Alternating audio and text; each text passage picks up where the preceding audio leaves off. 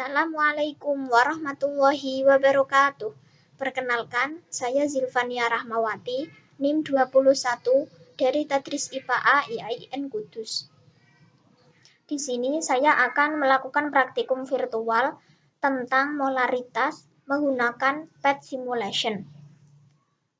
Molaritas merupakan ukuran konsentrasi suatu larutan.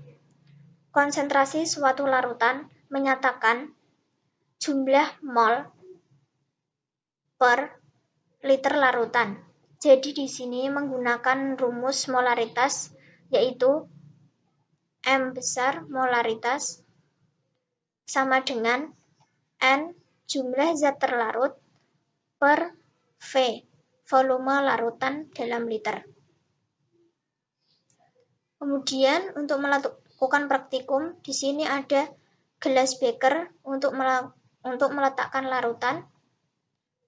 Di sini ada larutan yang bisa kita pilih untuk melakukan praktikum. Dan jangan lupa untuk menyalakan lihat nilainya agar lihat angka-angkanya. Setelah itu kita pilih larutan mana yang akan kita uji. Misal kita pilih kobalt klorida atau CoCl2.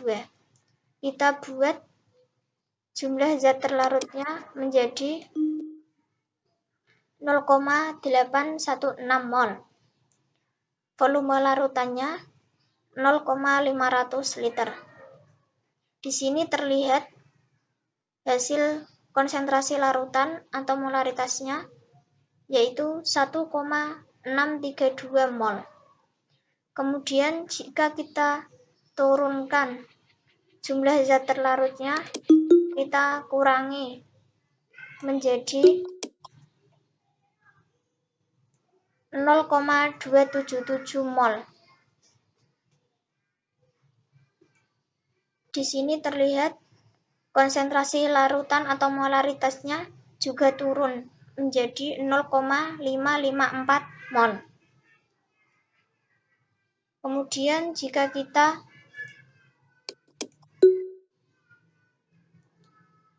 naikkan, kita tambah volume larutannya menjadi 0,747 liter. Di sini terlihat konsentrasi larutan atau molaritasnya juga turun, berkurang menjadi 0,371 mol. Kemudian jika kita naikkan jumlah zat terlarutnya menjadi 0,915 mol.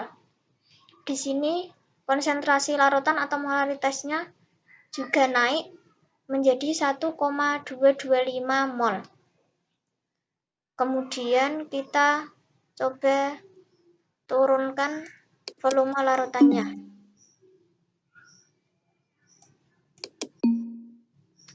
menjadi 0,32 liter. Maka di sini jumlah molaritasnya menjadi naik 2,933 mol. Dari sini dapat disimpulkan jika jumlah zat terlarut tinggi, maka konsentrasi larutan atau molaritasnya juga tinggi. Jika jumlah zat terlarut rendah, maka konsentrasi larutan atau molaritasnya juga rendah. Kemudian, jika volume larutan tinggi, maka konsentrasi larutan atau molaritasnya rendah.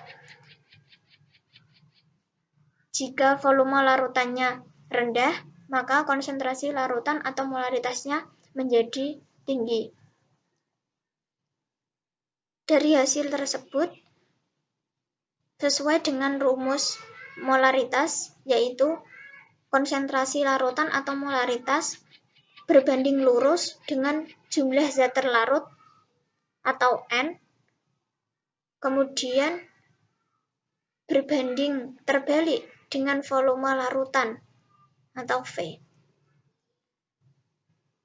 Kita coba pada larutan yang lain. Tembaga sulfat atau CuSO4. Kita buat jumlah zat terlarutnya menjadi 0,425 mol, sedangkan volume larutannya menjadi 0,504 liter. Di sini terlihat konsentrasi larutannya 0,843 molaritas.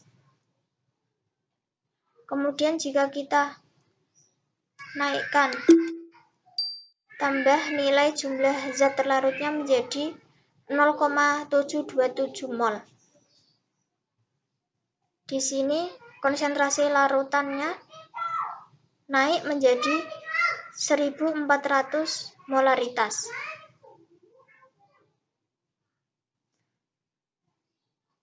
Konsentrasi larutannya naik menjadi 1,400 mol.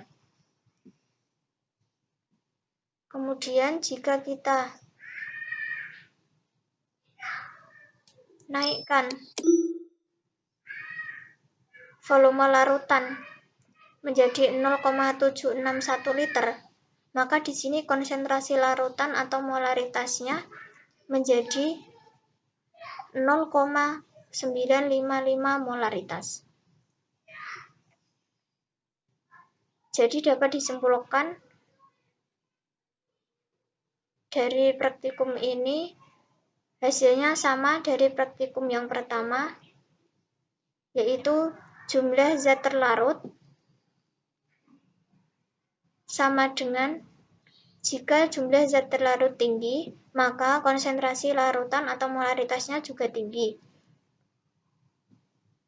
Jika volume larutan tinggi, maka jumlah konsentrasi larutan rendah.